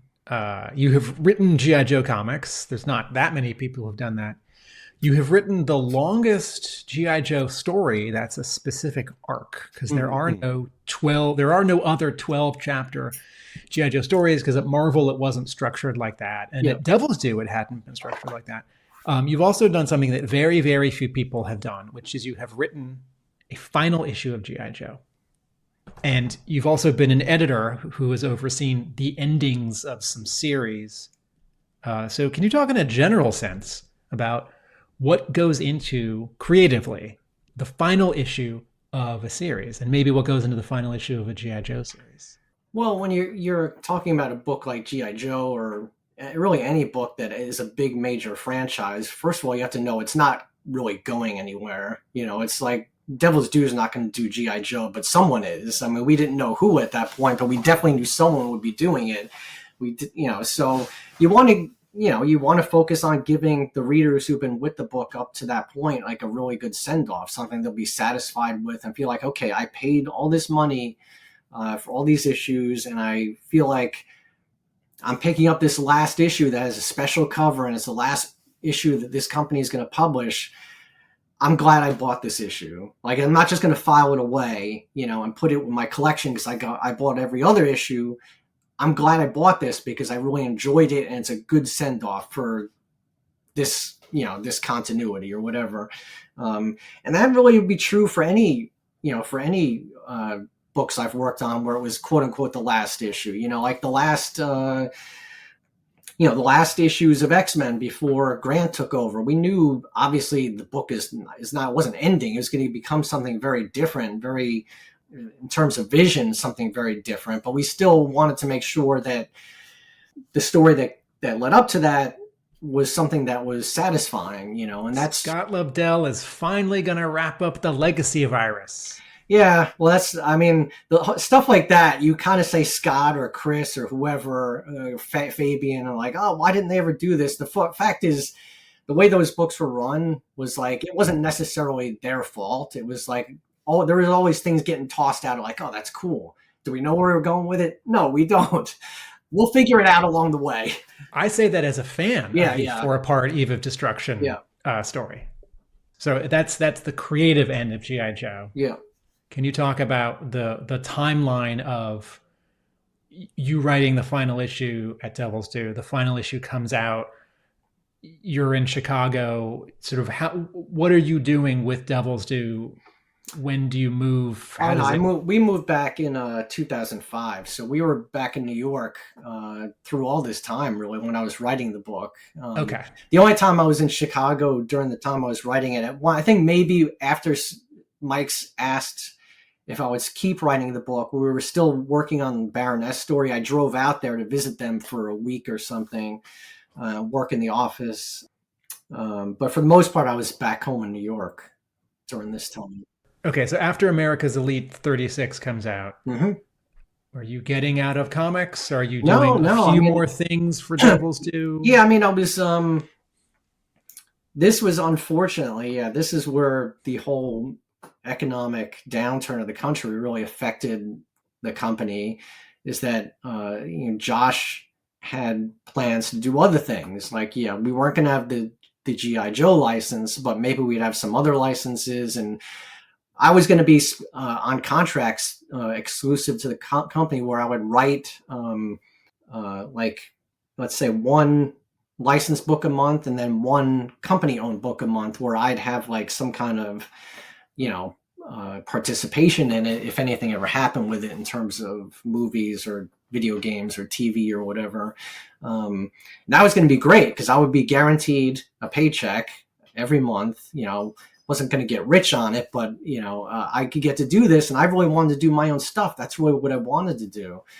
And unfortunately, that all fell through because whatever source of funding they had been courting and negotiating kind of fell through when the American economy collapsed. So I wasn't trying to get out of comics, but definitely my work in comics definitely was diminished at that point because for one thing, I am not, you might have noticed, I'm not like super outgoing. I'm not one of these guys who's really has a skill at you have to be a self-promoter to make it really an entertainment. You have to be not only be good at it, you have to embrace that part of it. And I'm just like, I can't do that, So, I mean, I was happy to work with Devils Due. It wasn't like I was dying to work with other companies. And, I remember at one point where, whatever point where G.I. Joe was doing really well, at least in terms of word of mouth when I was writing it. And we were at San Diego, and, we were all kind of splitting up for the day, and we were like, oh, what are you doing? I'm like, and Josh said, just don't go near Marvel. And like the implication there's they're going to try to steal me. And I'm like, that's never going to happen, but okay. But, had I been a little bit more inclined to that part of the job of like trying to get more work, maybe I could have gotten it. But in any case, that stuff all kind of fell by the wayside. So really since then, really, I think the stuff I've really done in comics, I've done, like you mentioned, a lot of Dresden Files stuff. I'm always happy to do that when it comes along. I've tried to once or twice get my own thing going, and it's never quite worked out. I give up too easy, but yeah, I mean, it is what it is. Shall I come back with some G.I. Joe specific questions? So, One of the things that we sort of appreciated from what you did on World War III was the balance between a smaller cast and then sort of zooming back to the kind of the bigger world view. Like for example, there was an issue where we zoom in and we see Skullbuster versus Shipwreck and Covergirl, and I think that's Skullbuster inspiring a toy to be made of a very similar looking character. So you sort of really make it, I guess, getting into the detail of characters that you and a story you care about. Well, this much more epic story is going along. How did you kind of approach that balance of the big and the small? Yeah, I mean, I think that, my experience working on the X-Men and being involved in those big storylines is that, the only reason any reader is going to keep picking those up is like, yeah, they like all the big stuff. And, when it's got the banner on the top of the issue that's like part whatever of whatever, yeah, they want to keep picking it up, but no one's going to love it unless you've got the character stuff that's going to keep them coming back. And you're putting the characters in situations that are not accustomed to and sort of using those situations to reveal who they are as people. That's really what keeps people coming back. That's what makes them care about the big stuff. Otherwise, it's like just, it's just a lot of people running around shooting each other. So yeah, we definitely wanted to make sure each issue, as much as we could, had some level of focus on, like you had an issue where it was really kind of focused on Duke and, his relationship with his father. And, we wanted to do a lot of that in the midst of all the big stuff so that you really emotionally had something to connect with as a reader. Yeah, makes sense. And then sort of just balancing the giant cast of characters. I'm guessing the likes of Mike O'Sullivan and Sam Wells and co probably helped with that. Yeah, absolutely. Yeah, they were definitely huge. Like I don't know these characters. They'd be like, how about this guy and this guy and this guy are here, and then this guy, and this guy are there. It's like definitely, the vast majority of those characters I would not have been able to pick out of a lineup. They knew all that stuff. Because a lot of the the Easter eggs there, people sort of really enjoyed that and sort of created a whole sort of alternative universe in their own different fan fiction spin-offs and stuff. The likes of Action Force appearing in the book, for example, the the UK contingent of G.I. Joe that had never been seen in the American comics up to that point. So I guess probably only appearing in maybe 1-2 panels, I think, of the actual book itself, but people really are sort of embracing some of those yeah, that's the thing. If we had more space to play with, there was definitely, like you said, you could have made a story out of any of those things. You could have, because this was in theory happening all around the world, you could have done a whole story arc focused on the Action Force characters. We did sort of introduce these characters in Russia who were doing stuff, and if you read those books, you kind of do get the implication that like you're going to see more of them doing something, and that's one of those things where just kind of in the way things were unfolding at Hasbro and the way the story had to be structured just kind of fell by the wayside, and we didn't get to do as much with them as maybe we would have. But yeah, there's definitely stuff you could have done with any of these characters in any of these locales, and that could have been a story in itself. I'm just gonna imagine the version of World War III where all 12 issues are double sized. Yeah, we would have had to clone Mike Bear, and we should definitely mention, Mike. I'm talking about Bear now. He is so good, a lot of the stuff that I wanted to do as a writer only worked because I had Mike. He's in the hands of a lesser artist, I think that stuff kind of would have fallen flat in certain things. But he's so good with all the human stuff. Really with everything. But he, the stuff, the interpersonal stuff, he really sells it. The way the characters act, and he's just so good. We were so lucky to have him for these issues, and I think we burned him out of comics forever on this. I think he's focused more on video games and animation and stuff now. And but he's so good. We spoke with him, and he does seem to be doing okay professionally in those other places. Sure. Yeah. There's another. I think this is part 1 of World War III. It was a sort of a great sort of start to the arc, and I'm forgetting my character names now. Is this one Arjun Seven? Tim, can you remember the name of this character? Isn't that Cobra Mortal? Cobra Mortal, thank you. Yeah, that's right. Look at that, the self-professed. It's such a weird name. That's what I remember. Like I think that character might have been my idea to put in there, only because I was like I have some vague memory of trying to find someone who just looked cool, and who like no one would care that I like I wouldn't have to worry about like, oh, he's been in like 17 issues and he's got this relationship with that person. And like, he's just an action figure, not that we really did anything with him here, but it might have been my idea to use him. I'm not totally, I might be imagining that, but I remember it just being such an odd name, like Cobra Mortal. What does that even mean? Yeah, it definitely meets the brief of a character that hasn't been used before. Just looks really sort of striking from a visual perspective. You don't need to worry too much about the continuity, and fans are going to see him and just go, whoa, that's cool. Who is that guy? And it was a cool action sequence from that particular issue. I mean, just looking at this page, I mean, look how much information Mike gets on in these panels, and it just looks effortless. It's so good. He probably looks at this and, it's horrible. It's so good. It's so amazing. I mean, he was just a kid when he did this stuff. He was probably like 22 or something. It's amazing. I still look at this stuff all these years later, and I'm still blown away. And also some really lovely understated color. Yeah.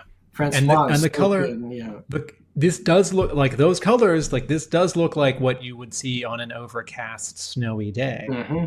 It's like that beige, that green, that gray, that light gray. Like, no, you don't want more rendering than that. Or you don't want sort of brighter highlights than that. These are all choices. Another fan favorite in the World War III storyline was the Red Shadows, who had originally been brought in towards the back end of the Brandon Jerwett era, but sort of as a version, as a kind of essentially a new set of characters, and not trying to faithfully reuse the Red Shadows that had been in the UK comics.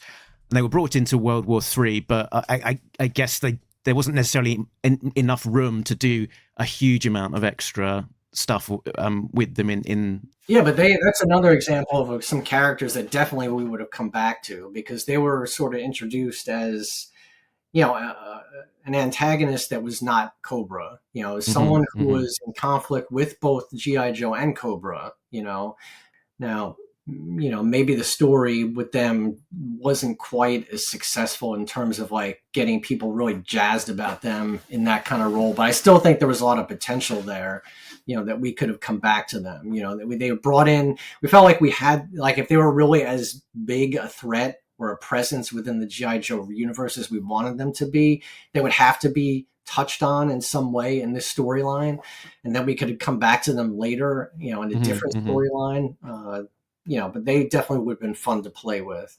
Makes sense.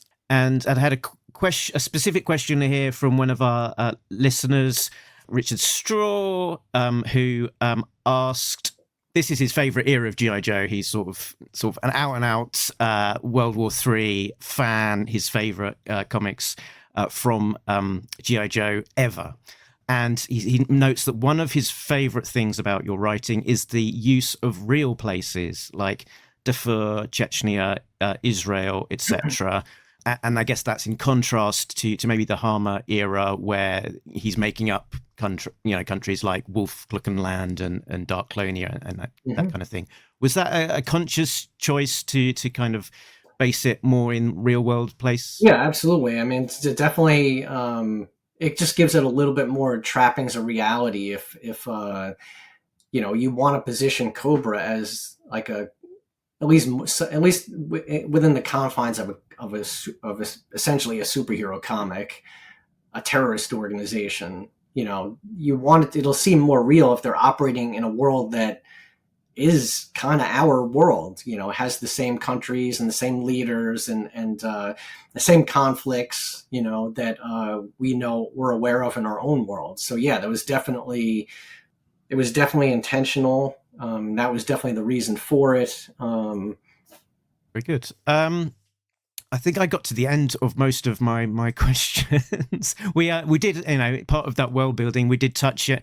You did also check in on General Ray as well. So it was very much checking in on in those 12 issues across some of the key people and events that from that continuity, sort of not no character left behind.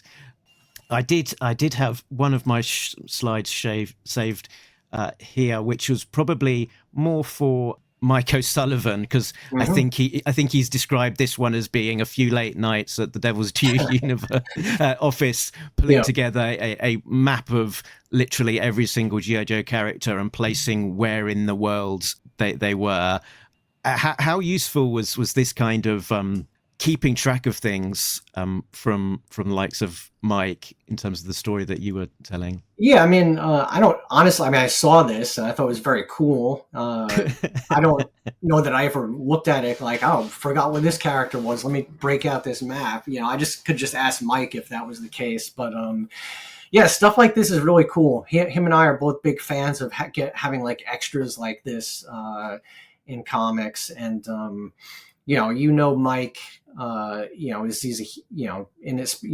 this is reflected in his role at Marvel now, but he's a huge fan of Marvel Universe, as am I. And, this very much harkens back to something you could have seen in Marvel Universe back in the day of like, okay, this is where all these G.I. Joes are stationed during this particular point in time. And it looks like a real map. I mean, it is a real map, obviously, but I mean, it looks like an actual military map. It's kind of cool.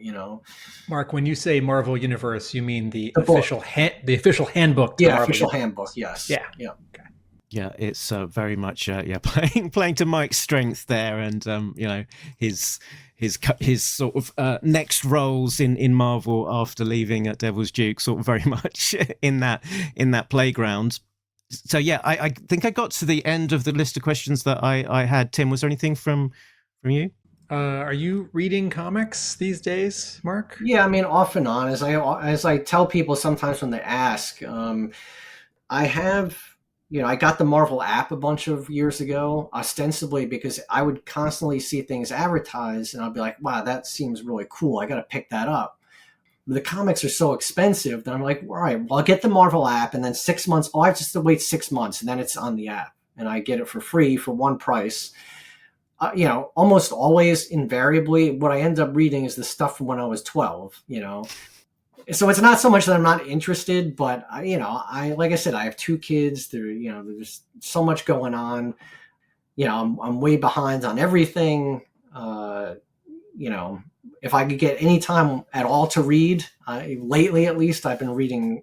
There's some books I've been trying to catch up on, but yeah, I mean, I can't say I'm following anything super regularly. I mean, I'm trying to think I got the Black Canary book here that I got a few weeks ago. It's got amazing art, and it's the Ryan Sook miniseries. Yeah, he's amazing. What else did I get here? Oh, of course, this is the main book I've been staying track, keeping on top of, is the Gargoyle of Gotham, Raphael Grandpa book.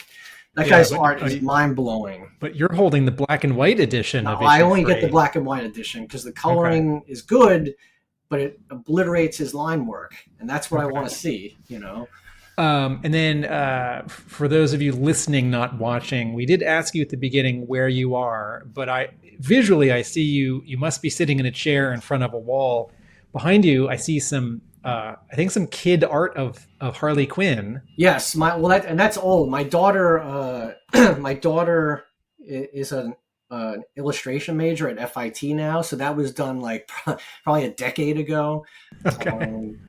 Yeah, so I have 2 daughters. One is a junior in college, the other is a junior in high school, and that is a bunch of their stuff hanging behind me. So, and speaking about keeping up with reading, did you since stopping writing G.I. Joe, did you ever sort of delve back in and see what people after you did with the property? I mean, I didn't. I mean, it's like the fun of G.I. Joe was working with my friends. That's really what it was. I mean, not only Mike, but like I mentioned, there was Sam and it was Josh. I mean, Josh wasn't involved day to day with the storyline, but I mean, he's the guy who brought G.I. Joe back, and he and I are good friends, and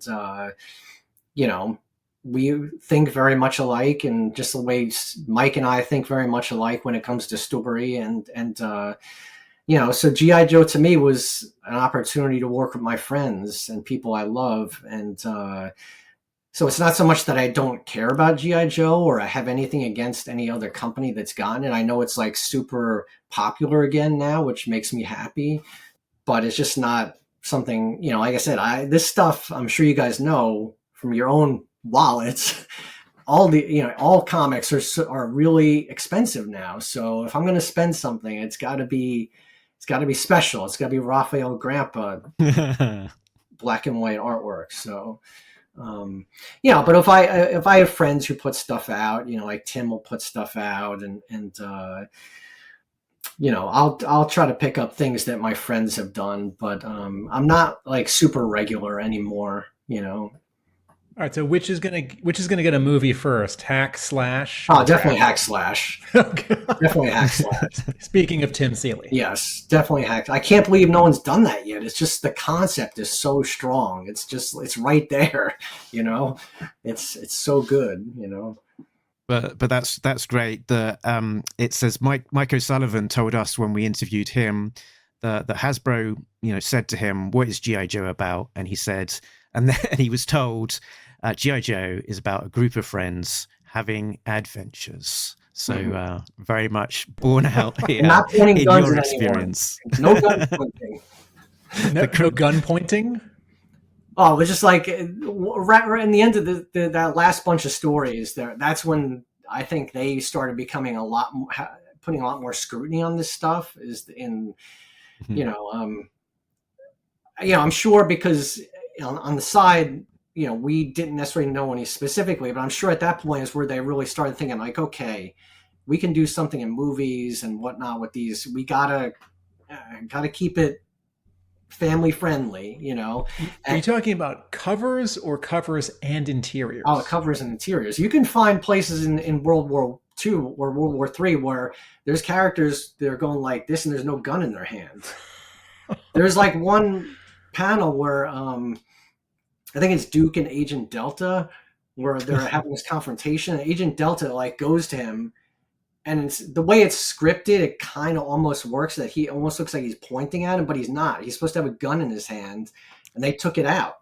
They made us take it out because we were not allowed to have characters in the same panel with one guy pointing a gun at the other. And that's at the point where it's like, all right, we're going a bit far here, guys. I get your concerns, but right. It's a little nuts, They are Army guys, Yeah. Very good. Mark, is there anything that you would like to plug or promote, point people towards before we wrap up? No, I think I appreciate you guys having me. I wish Mike could have been here, but I really like meeting you guys. I listened to Mike's interview and Josh's interview, and those are both really cool. So I'll try to listen to the other stuff as well.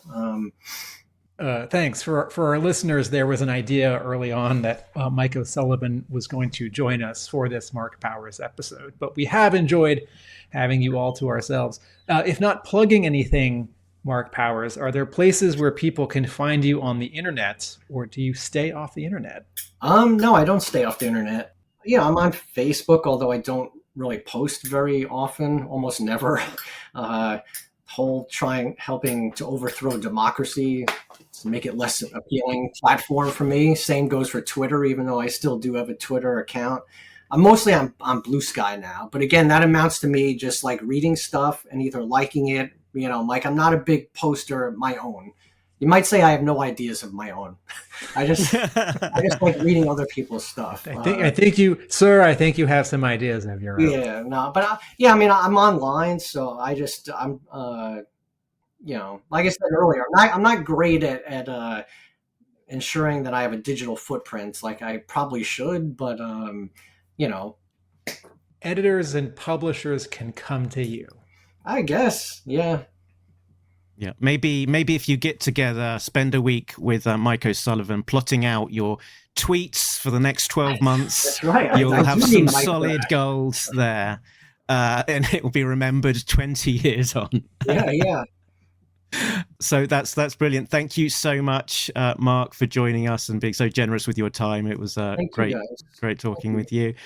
We'll do our wrap up if you are new to Talking Joe and you want to find us, we have a website. talkingjoe.co.uk is the website which points you in the direction of all of the places that we are across all of those platforms that are owned by billionaires. And Tim, where can you be found when you are not talking to people called Mark about G.I. Joe? Video essays on television and film at my YouTube channel at Atomic Abe. I own a comic book store outside of Boston, Hub Comics, and I write about G.I. Joe on my blog, therealamericanbook.com. Great stuff. So that is us done. But before we go, just remind us of something, Tim. Nobody but Talking Joe, an international podcast. Laters.